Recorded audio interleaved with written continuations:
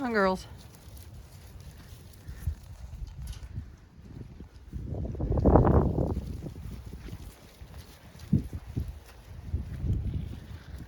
Come on, girls.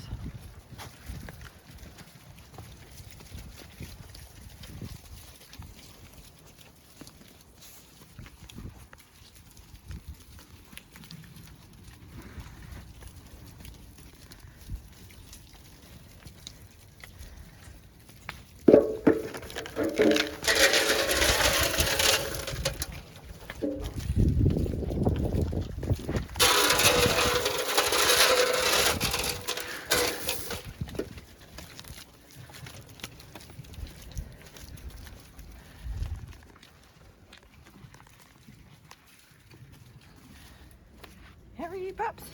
Yeah. I know. You're desperate for breakfast. Everybody wants breakfast, don't you?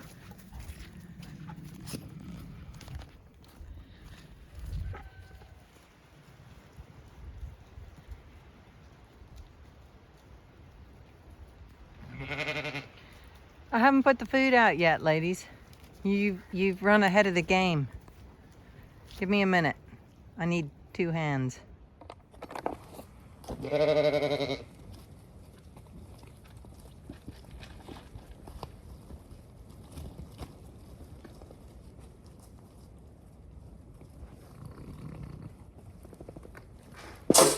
Oh, for last, there's my clippers. I forgot about my clippers.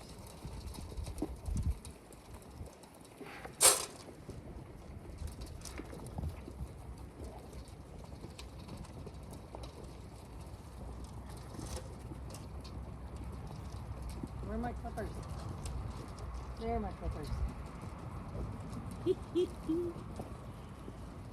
I forgot about my clippers because I've got to go out into the field in the dark and get a bit of oak for the solstice.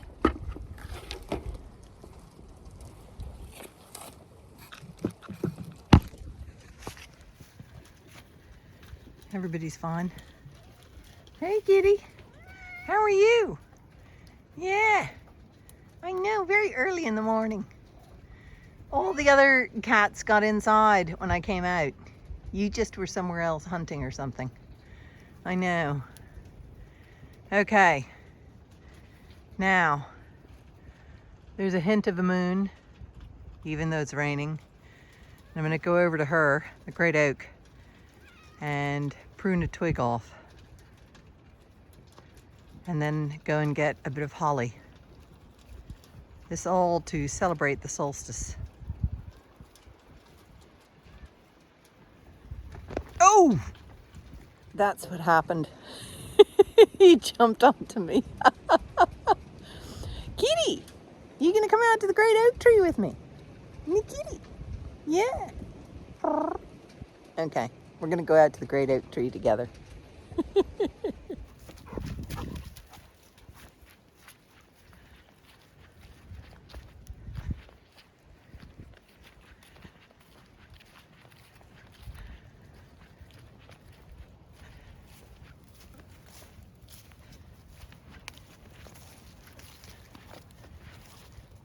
This is when I slip and fall on my arse and get a wet bottom going down this hill. Look at her. There she is with the moon over there.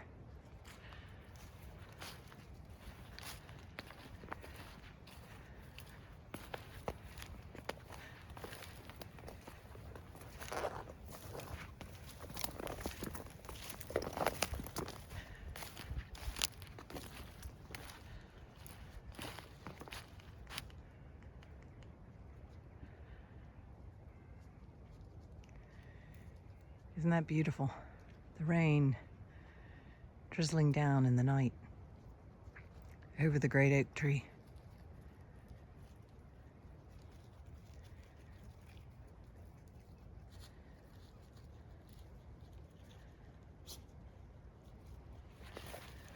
Okay.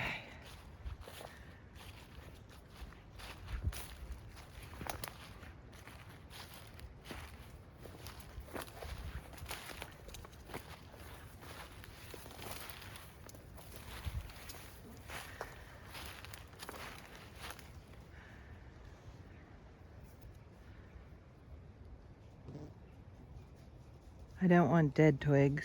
I want living twigs.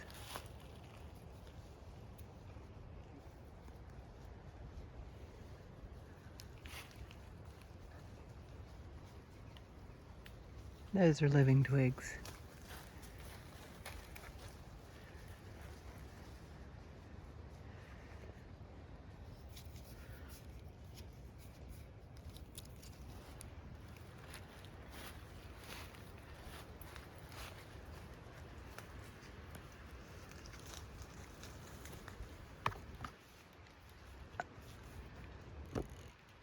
Maybe I should do one at a time. I realized I had to do it with two hands or they would have fallen on the ground. So here's my oak twigs. Now to get the holly twigs or branches. Holly branches and oak branches. Sounds much better. And here's a holly tree with berries in it still. Other trees don't have the berries anymore because the birds have eaten them all. But I'm gonna cut one of these branches, and it takes two hands so it won't fall on the floor. And here we go. The holly and the oak. The king of the summer and the queen of the winter. In celebration of the winter solstice. The night that one crown is transitioned to the other crown.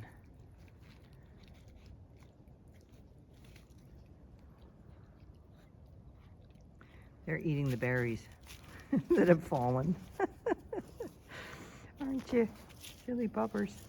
Yeah. Oh, they all want their breakfast. Okay.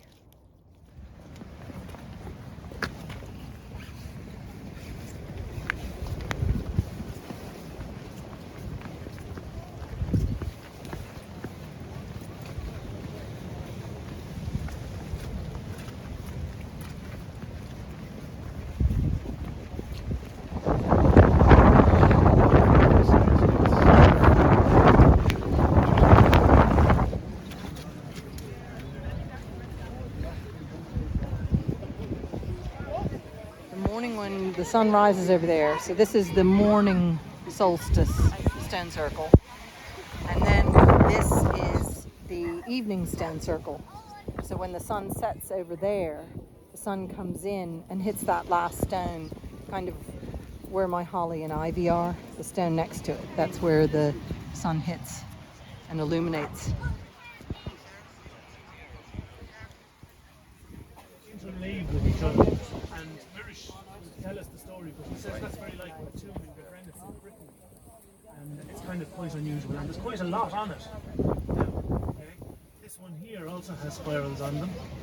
Some of them are getting hard, getting worn, lads, as we go on through the years. That one there too, there's actually some spirals, but shining the light from a low angle is how you'll see it. Okay? So those are the ones to watch for. And this one here, because it's nice and flat, shows up really well. Okay, it's Monument. So I'm going to give you Dr. Mirish O'Sulu on, please, lads. You might give him a big round of applause. Thank you, Robert. Good morning, fellow lunatics. Yeah, it's a terrible morning, but you know, we might think that this is just us, you know, but you have to imagine 5,200 years ago, maybe, a similar group of people waiting in the rain, waiting for something to happen. And of course, the point about it is that they could have been waiting for several days, because this is an event that happens around the 21st. The 21st is around the central day, but it happens for 3 or 4 days either side of it. And when you think of it, the idea of days and years and months are very much our concept of time, you know. Now, but we live in the same world as these people lived, and the cycle of the year was the same for them as it is for us, and the cycle of the day was the same for them as it is for us, and the moon was the same for them as it is for us. But imagine if our planet were a little bigger, or we were a little bit further away or nearer to the sun or something like that, everything would be very different in time. So we are very much defined by the world we live in. And these people had the same experiences of that world as we have. Now, you will read a lot about what everything meant to them, and it's all nonsense, because we don't know what it meant to them, obviously. You know, they lived in a different time. They spoke a different language. We don't even know their names, but they were extraordinary people because they knew what they were doing. They knew how to line up these tubes and build those very big stones without horses and without wheels and things like that, without any mechanical equipment. They actually brought those stones and they placed them so that the sun would shine directly into the eastern tube as it rose in the morning and shines directly into the western tube. Now, we can imagine, there's nothing to stop us kind of imagining, as long as we don't claim to know. And we can imagine them maybe giving meaning to that. The sun would either have stood as a symbol for something else, or the sun might for them have been a god in its own right, and they would have waited for it. But this is a unique monument because amongst megalithic tombs, it's only passage tombs that are really aligned properly to the rising and setting sun. Now, there is another type called wedge tombs, which often tend to be facing northeast, southwest, but passage tombs tend to have this very linear alignment, as you see at Newgrange, for example, famously. But only a small number of passage tombs have this alignment on the rising and setting sun. Many passage tombs are aligned to passage tombs that are on higher ground, somewhere dominating them from a mountain nearby. And the classic example is the one over there on Bonfree, which points up at Schlevenamon. But a small number of passage tombs have an alignment to the rising or setting sun at midwinter, at midsummer, occasionally the equinoxes. And this one, though, is unique amongst them, really is unique in Ireland, because you have two alignments in the one monument. If you go to the Boyne Valley, people go to Newgrange in the morning. There's a lot of publicity around that, as you know. But those who are in the know then go over to Douth in the evening, but people can't get into it because it's closed off. There they have an evening alignment at Douth. But here, you don't have to travel because in the one monument, you have the rising and setting sun together, and it's the only one in Ireland that I know of that has that. And in fact, I've inquired pretty extensively around Europe at meetings and conferences and things like that, and no one has come forward with another one like this. So it is a pretty unique monument. So, as Robert mentioned, this was, and thank you, Robert, for giving the credit to me. The person I give the credit to really is a man called Johnny Maher, a local man here. Johnny died some years ago, but he was interested in history and antiquarianism, and he believed that this monument, he saw the megalithic art. He had heard it was writing on stones. He would never see this writing, and then one day he noticed those little circles and spirals and things like that, and he realized this is actually prehistoric art. And he felt archaeologists should know about it, and he approached some people, and that's ultimately how I ended up here back in the late 80s. And I have a story that's, I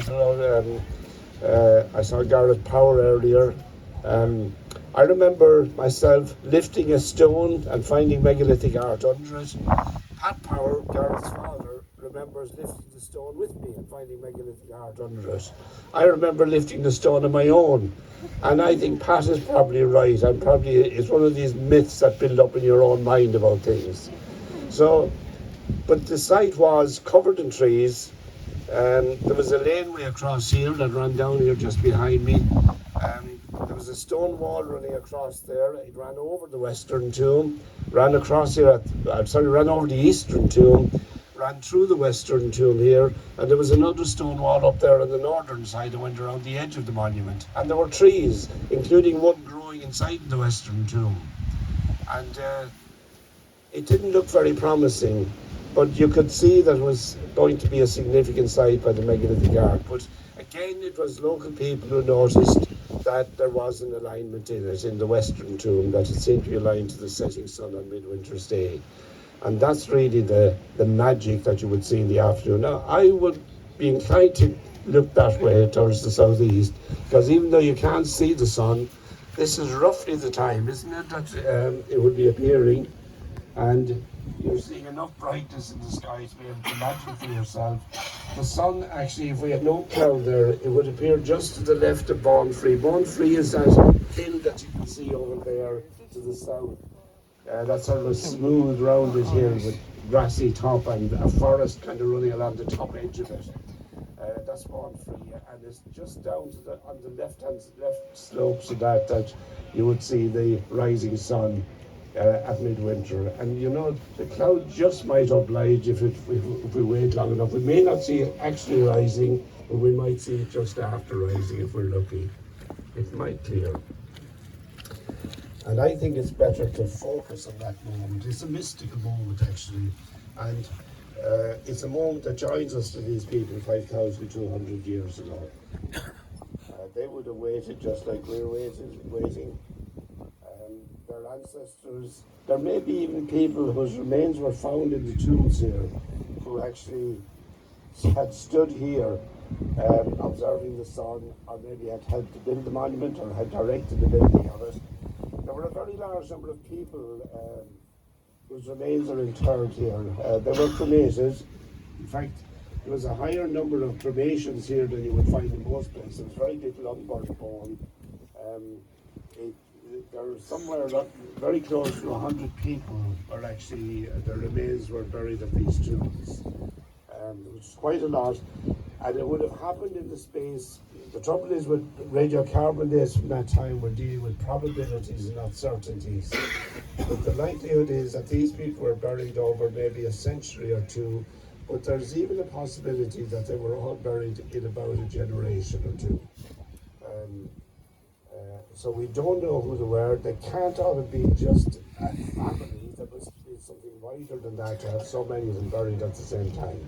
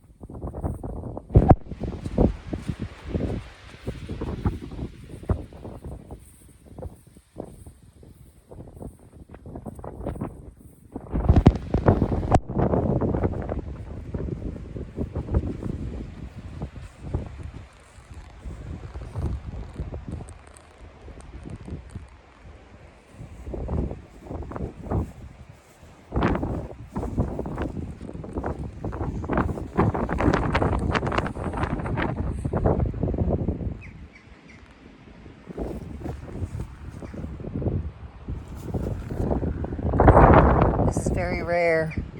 The patternation has been broken up. Most high crosses, everything is together, but this is breaking up.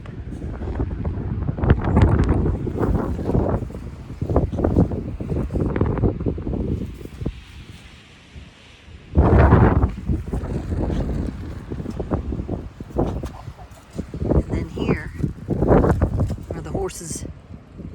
I don't know if you can see the head, the body, the legs.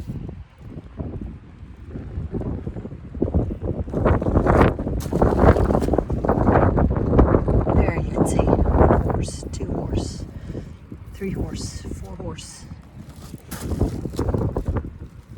5 horse, 6 horse. 7 horse, 8 horse.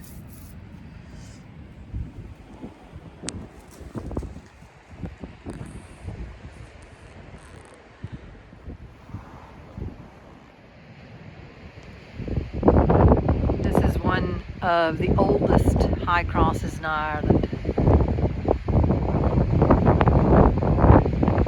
It's broken, slightly broken.